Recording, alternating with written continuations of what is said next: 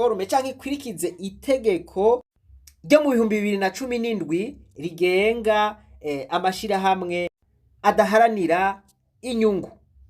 Ivyo rero bikaba vyagizwe na chef du cabinet civil mu biro vy'umukuru w'igihugu ubu yitwa Aloys Sindayihebura. Nuko rero vyagenze, iyi mukaba mwumva yuko ari intsinzi kw'ishengero rya Pentecote ry'Ikiremba.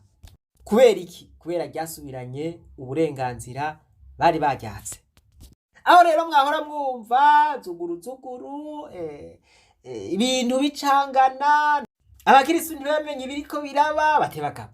Ibi bintu none biriko biraba mu ishengero rya Pentecote nibiki? Imwemu yaduteye ninki? Voilà, aho vyavuye mwahumvise. Vyavuye ku kuntu sepebu yagombye kwitwara nk'amashengero kandi atari ishengero. Yoyo ari ishirahamwe ry'amashengero ahurikiyemwo. Voilà. Tuvuze sepebu rero, bien sûr, c'est une personne morale. Sepebu ni ishirahamwe. Mugabo iryo shirahamwe rirongowe nande? C'est une personne morale dirigée par un individu. Voilà. Une personne morale ni nka association. Bon, ni nka association ishigwaho n'abantu. Abo bantu bakavuga bati amategeko rero tugenga naya. Voilà. Rero muri iyo association havuyemwo abantu bagaca bavuga bati aya mategeko turayahinduye. Voilà. Abandi ntibavyemere, murumva yuko kiba kibaye ikibazo. Aha rero sepebu murumva yuko yitwaye nk'amashengero ikiza gufata ingingo izifatira ayo mashengero. Voilà. Akantu muribuka ko nigeze kukababwira nti finalement impene irivyarira umugabo. Aba banyamashengero nibo bashizeho sepebu. None sepebu igaruke ibafatira ingingo zihambaye gute? Voilà. Tuvuze sepebu rero tuba tuvuze uwu ayitwara.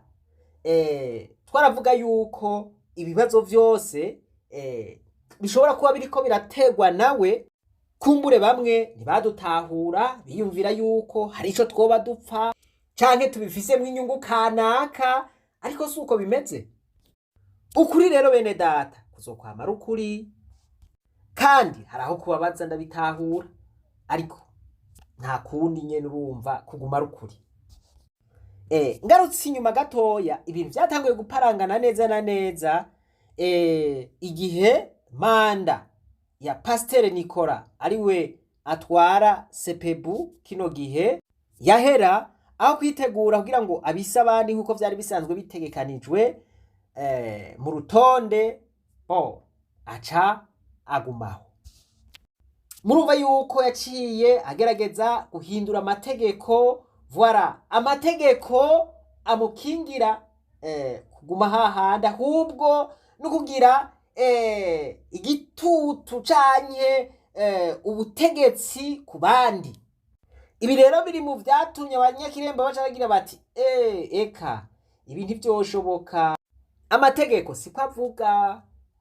Voilà, uyu musekreteri wa sepebu rero murumva yuko afatanije n'aya mashengero 11 baciye baja mu bushikiranganji bw'intwaro yo hagati. Voilà. Ikiganiro caje ivyo bavuganye n'umushikiranganji w'intwaro yo hagati kigatuma umushikiranganji yivuguruza mu ngingo yari yafashwe n'ubushikiranganji, iyo ngingo akayanira canke akayihagarika. Murumva yuko ari ikintu kidasanzwe. Niyumvire namwe umushikiranganji kugira ngo afate ingingo, iyo ngingo ibanza kwigwako neza n'abahanuzi b'umushikiranganji, abo bita abakonseye ba ministere. Ubwa mbere igihe Kiremba yasaba president, abo bakonseye baravyize ko neza, barabwira umushikiranganji bati nyakubahwa mushikiranganje, twihweje ivyo ishengero rya Pentecote ry'Ikiremba ryasavye birakwirikije amategeko. Voilà. umushikiranganje arabiraba ati nivyo, araterako igikumu, arabahamagara baratwara iyo prise d'acte. Mugabo mu nyuma ico kintu coba caratumye umushikiranganje mu nyuma yipfugurutsa akavuga ati wapi ibi bintu kabisa, narihenze, abakonseye bose barihenze, dusanga vraiment hakozwe amakosa, none reka tuyanire. Ico kintu bagabo mwebwe mwumva coba ari giki? Coba gisanzwe? Nibaza ko coba ari giki?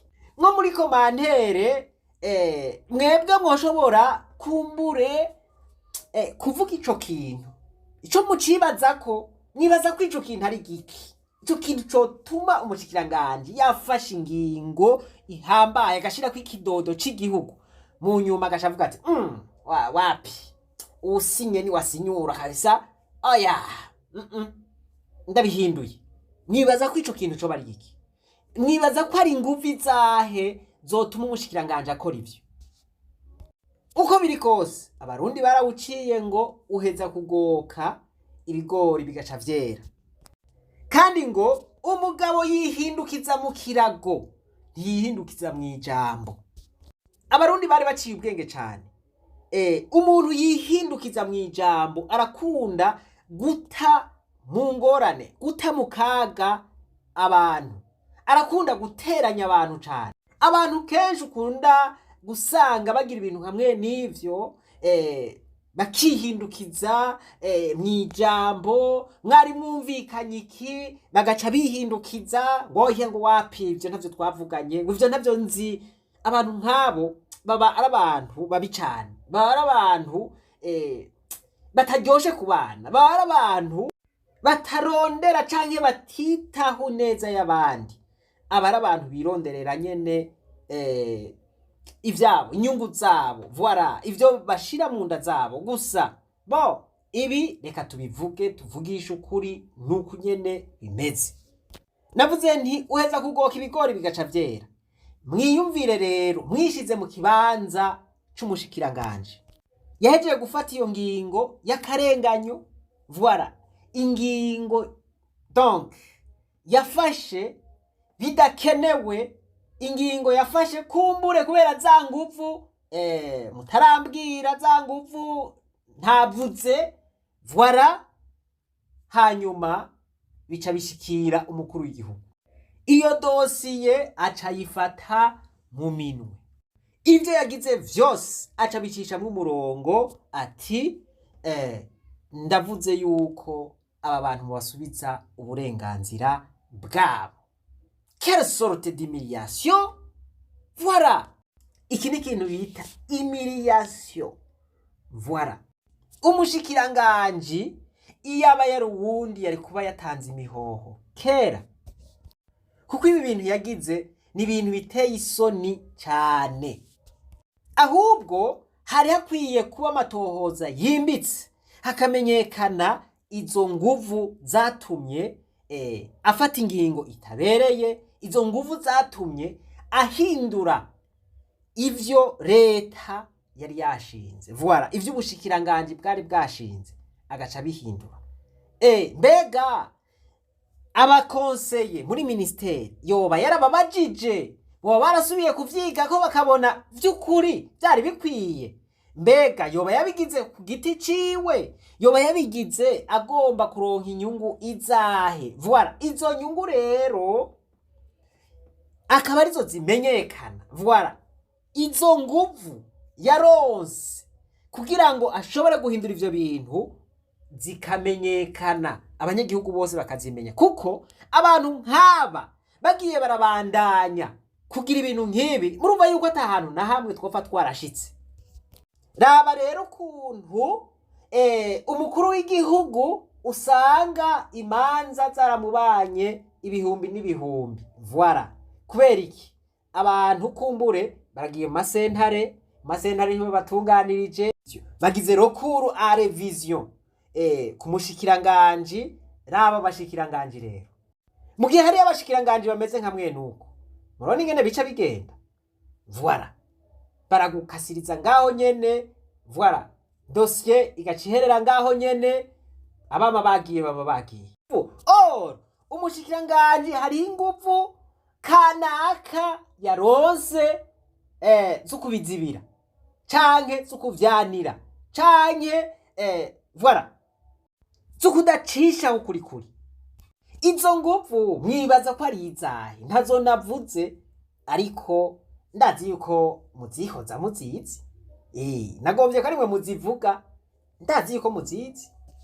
Mu majambo make umushikiranganji yaramenje, kandi na sebuja yarabonye yuko yahengamye, na sebuja yarabonye yuko voilà yari yarenganije abanyakiremba. Ibi rero nibara ku mushikiranganji w'intwara yo hagati mu gihugu. Iyumvire rero umuntu agira ubuhemu nka mwene ubu, ibindi byo bimwizera ko gute? Mugerageje kuraba ingaruka mbi zotewe n'ingingo atariyo y'umushikiranganji, ingingo y'ububeshi zobaye izahe? Aha ndavuga kwishengero, eka mbere no ku gihugu. Reka tuje kuri point ya kabiri. Nagomba mvuge kuri iri jambo umupasiteri yavuze ngo umukuru w'igihugu ngo nivyo yaraduhamagaye hanyuma ntitwagenda. Nagomba mubinkundiye baze nkosore agakosa nari nagize mu cigwa ca mbere, aho navuze yuko ari umwungere wa kabiri wo ku Mukoni. Navuze amakosa, ahubwo n'umwungere wa kabiri w'ikarama. Kwihenda rero birabaho, mu ntunge mu mburane. Mwarumvise bababarira ko aya mashengero 11 bayahamagaye kwa perezida ntiyitaba. Mulisikia waliita makanisa 11 kwa rais na hawakuitika. Mu byukuri ntitwitavye. Kiukweli hatukuitika. Mwumvirize rero iki kintu. Perezida yarabahamagaye, nivyo, hanyuma ntibitaba. Aravyemeje ati nivyo ntitwitavye. Kubera iki? Hanyuma kutitaba ni kwabaye kugayana. Kutokuitika si mazarau, twaretse kwitaba twisunze amategeko. Voilà, ati baretse kwitaba bisunze amategeko. Nagomba ndababaze bantu b'Imana. Amategeko ari mu Burundi avuga yuko umukuru w'igihugu aguhamagaye agukeneye utokwitaba. Ayo mategeko nayahe?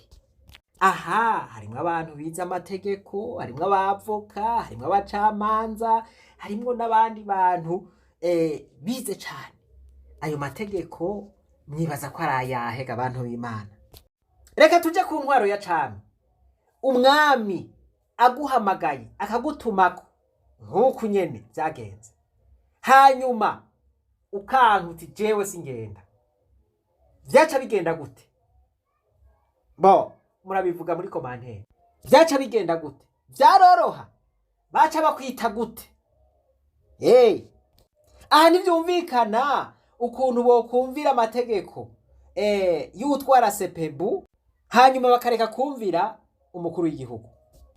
Ntivyumvikana ukuntu umushikiranganji abatumyeko basha n'uwugwaye baramutwara, voilà, bakagenda mu bushikiranganji. Mwumvise avuga ati umushikiranganji yaratuhanuye ati niyo mwatora abarepresentantarego nibo bazokwama baza mu manama, mwebwe ntimuzosubirira mu manama. Voilà, karakonshishijemo. Ariko mwavyumvise birimwo. Mbwira ukuntu bokumvira umushikiranganji hanyuma bakagabira sebuja, bakagabira bose wiwe, bahagabira umukuru w'igihugu. Ivyo bintu mwumva vyumvikana? Kira noneho Bibiliya iravuga ngo mugamburukire abarongoye, abatware. Voilà. None aba bantu vy'ukuri baragamburukiye umukuru w'igihugu canke baramugabiye? Ico nico navuze muri ca cigwa ca gihe, muvyibuke. None nk'ubutumwa bwo kugamburukira abarongozi, aba bantu vyoborohera kububwira ishengero gute? Vyokoroha? Mumbabarire sindiko ndaca urubanza, ariko nibaza yuko tuza guhanurana mu kurangiza. Ibintu vyose biba kugira ngo tubikuremo icigwa, biba kugira ngo biduhe kubona ibitaboneka. Ibi rero ntivyagarukiye ngaha, vyahavuye bivamwo ibintu vy'urwanko, ibintu vy'ikumira, bijamwo ibintu vy'intara, amacakubiri afatiye kuri ivyo. Donc bibi bintu birebire cane, kandi ivyo bintu ntivyategerezwa kuba mu bana b'Imana na gato. Bari barorereye ko bazazikuruka ibimuga n'abacunguzi. Iyi korale mubona ni korale Nyakarambo yahora iririmba ku Ntahangwa. I Nyakarambo ni mu ntara ya Gitega. Abantu rero bava mw'ico gice ca Nyakarambo bari Bujumbura kugira ngo bakore igikorwa c'Imana, bariyegeranirije baja hamwe baravuga bati twogira ikorale. Voilà. Hanyuma baca bagira iyo korale, baca batangura kuririmba ku Ntahangwa. Inkuru y'umwana isubira inyuma. Iyo Nyakarambo itwagwa muri Kiremba, ikukira Kiremba. Igicuka rero hagati y'aya mashengero aho gitanguriye baragize bati aha mwebwe ntimusubira kuririmba. Ntibavuze ngo ni kubera muvi Kiremba, ariko murazi yuko ibintu bishobora gukorwa mu buryo indirect, ukabona ubutumwa bashatse gutanga. None mwumva bo abahagariswe kubera amakosa bakoze canke kubera akajagari bahora batera, canke bo abazize ico cuka kibi. Nico gituma nako ndababwira nti ibintu vy'ikumirana vyahavuye bitangura kuba mw'ishengero rya Pentecote kubera ico cuka kibi. Rero murumva yuko ibintu nk'ibi bimaze gushika mu bantu b'Imana ni ibintu bibi cane. Sinibaza yuko Mpwemu Yera abakiri aho hantu baba bamwirukanye. Nkuko nabivuze, intumbero ya kino cigwa suko ibi bintu vyobandanya, ahubwo nuko vyohagararira ngaha, imitima yasambutse, imitima yakomeretse igasubirana, igasomogwa. Voilà. Imitima yakomeretse kubera amacakubiri, kubera ikumira, kubera ubwo rwanko, isubirane. Voilà. Nababwiye yuko ibi bintu vyose biba mu gihe Mpwemu Yera canke Mutima Mweranda atakiri mu bantu, canke mu gihe bamwirengagiza ntibamuhe ikibanza. Ico rero nico gituma bagenda bakaja mu masentare, bakaja mu manza, imanza zikazomara imyaka n'imyaka. Kubera ni iki none gituma abantu bashikiye hose? Nagomba turabire hamwe ibintu bitanu bibitera. Turabira hamwe n'ibindi bintu vyotuma ivyo bintu bihagarara. Icambere ni ukudakura mu mpwemu. Abakirisu bamwe rero usanga batarakura mu mpwemu, batazi kugendera ku rutonde rwa Mpwemu Yera, batazi kumviriza Mpwemu Yera. Ivyo abakirisu batarakura mu mpwemu tubisanga mu Baheburayo igice ca 5 ku murongo wa 14. Haravuga ngo ariko ivyo kurya bigumye n'ivyo abakuze bafise ubwenge, maze kubwo kwama babukoresha bumogorera gutandukanya ikibi n'iciza. Ica kabiri kibitera n'ubwibone, ubwirasi, ubugunge. Abiri iravuga ngo mbega muri mwebwe imishwano iva he? Ntiva mu bwibone, mu bwirye. Voilà. Mu kwikunda birenze. Imigani igice ca 13 ku murongo w'10 haravuga ngo ubwibone butera imitongano gusa, ariko ubwenge bubana n'abemera inama nziza. Ubwibone rero, ubwirasi nibwo ntanduruko y'amabi yose, ingorane zose zikunda gushika. Ubwa gatatu, ibi bintu biterwa no kudaharira. Abanyefeso igice ca 4 ku murongo wa 31 gushika ku murongo wa 32 haravuga ngo mugiranire neza, mugiranire imbabazi, muharirane nk'uko Imana nayo yabahariye muri Kristo. Ubwa kane, hariho ukuganzwa n'isi. Tubisanga mu Baroma igice ca 12 ku murongo wa 2. haravuga ngo ntimwishushanye n'ivy'iki gihe, yamara muhinduke rwose mugize imitima misha, kugira ngo mumenye neza ivy'Imana igomba nivyo vyiza bishimwa bitunganye rwose. Ubwa gatanu, ibi biterwa no kudadaza canke gukomantaza umutima, ntugombe guhanuza. Imigani igice ca 11 ku murongo wa 14. Ahabuze abarongora b'ubwenge abantu barahenebera, ariko mu nama ya benshi habonekamwo amahoro.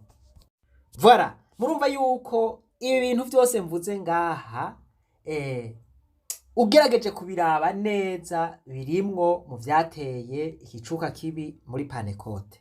Muti none ico cuka kibi cyatewe na shetani kugira ngo kiveho vyogenda gute? Voilà, ubu tugomba dutange umuti nababwiye yuko utava handi, umuti uva mu ijambo ry'Imana. Iri jambo riri muri Timoteyo wa kabiri igice ca 3 ku murongo wa 16 gushika ku murongo wa 17. Haravuga ngo ivyanditswe vyose vyahumetswe n'Imana kandi bigira ikimazi co kwigisha umuntu no kumuhana no kumutunganya no kumutoza indero nziza mu kugororoka. Voilà, aya majambo rero yahumetswe n'Imana, nta kuyafata minenegwe. Voilà, ubwa mbere cokorwa kugira ngo ibintu biri muri Pantekote bihagarare nuko bosenga bakarondera kurongorwa na mpwemu. Voilà, ijambo ry'Imana rivuga ngo hahirwa abarongorwa na mpwemu, kuko ari bo bana b'Imana. Ibi birarungika guca barondera ubwenge butuma bakemura ibibazo vyabo. Yakobo igice ca mbere ku murongo wa 5 haravuga ngo ariko gasanga hari uwo muri mwebwe akenye ubwenge ntarusaba Imana igabira bose atakinubwe idaterana imiragwe azobuhabwa. Abarongozi rero bo mw'ishengero rya Pantekote nibarondere mpwemu yera, basenge, barondere ubwenge voilà buvuye ku Mana, izotuma bikunda bumvikane, ivyo vyose bibatandukanya bihere. Ubwa kabiri, isunge ivyanditswe muri Bibiliya, ukuntu abandi bakemura ibibazo bafitaniye. Voilà, ivyo turabisanga muri Matayo igice ca 18 ku murongo wa 15 gushika ku murongo w'17. Mugenzawe niyakugirira nabi ugende umuhishuke mwiherereye, niyakumvira uzoba wigaruriye mugenzawe, ariko natakumvira ujane umwe canke babiri, kugira ngo ijambo ryose rize riringanizwe bivuye ku kanwa k'ivyabona bibiri canke bitatu. Aha mu gihe hari ingorane, abanyabwenge bari mw'ishengero barashobora gufasha kugira ngo ayo makimbirane canke izo ngorane zihere, barashobora gufasha gutora umuti. Ubwa gatatu, practice humility and forgiveness. Nukuvuga ngo ca bugufi muharirane, ca bugufi mutange imbabazi, muhane imbabazi. Voilà, ibintu vyama vyagoranye, aho ibintu bigoranirana nakivuze, voilà, bitangurira mu gukomantaza imitima ya bamwe, mu kubabaza imitima. Voilà, ivyo bikavamwo kwa kwikunda.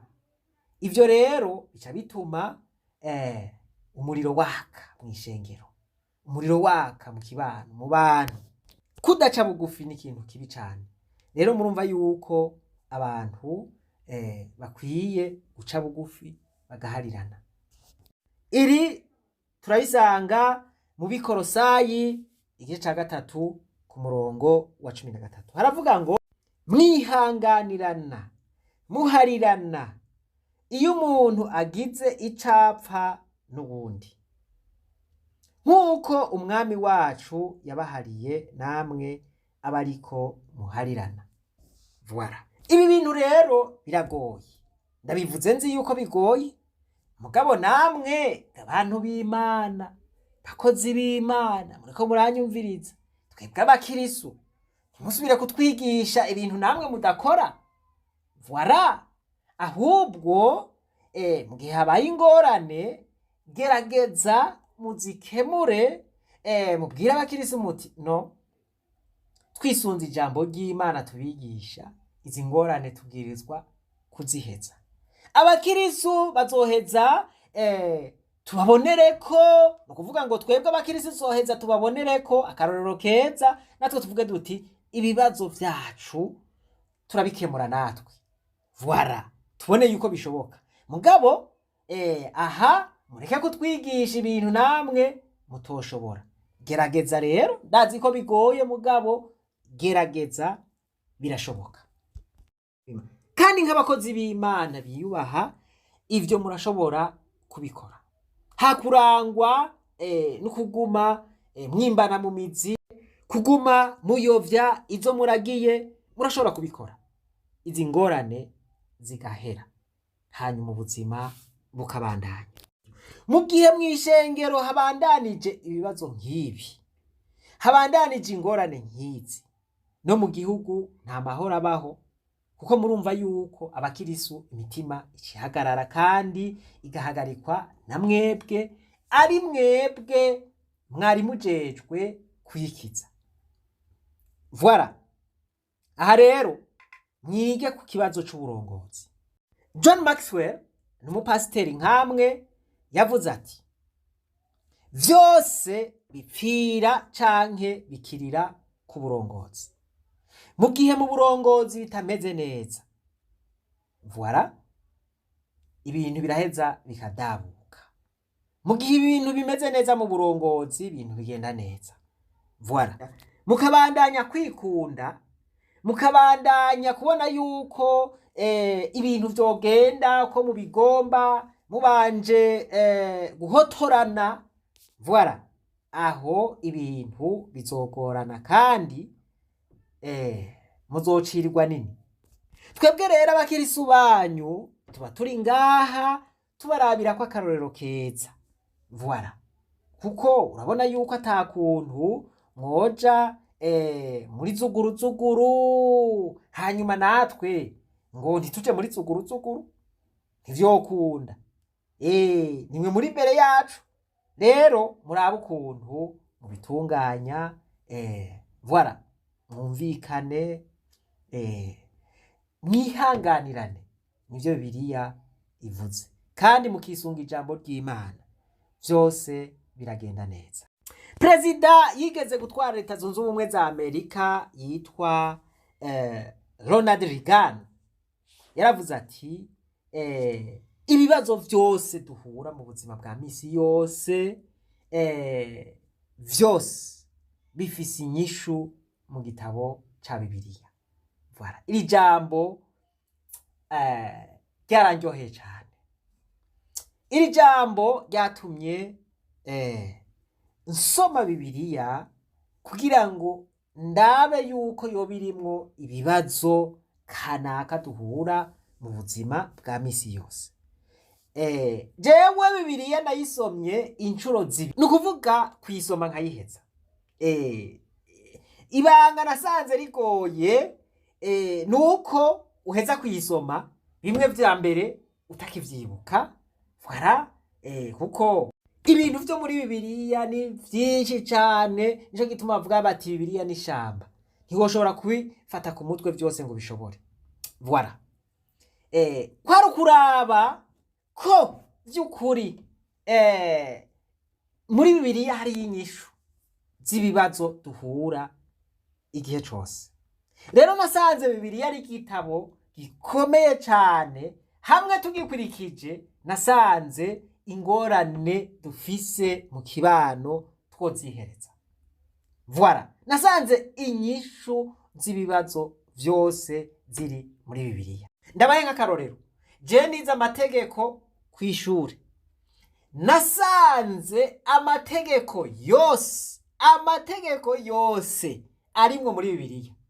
Iki kintu carantangaje gose, nasanze amategeko yose arimwo muri Bibiliya.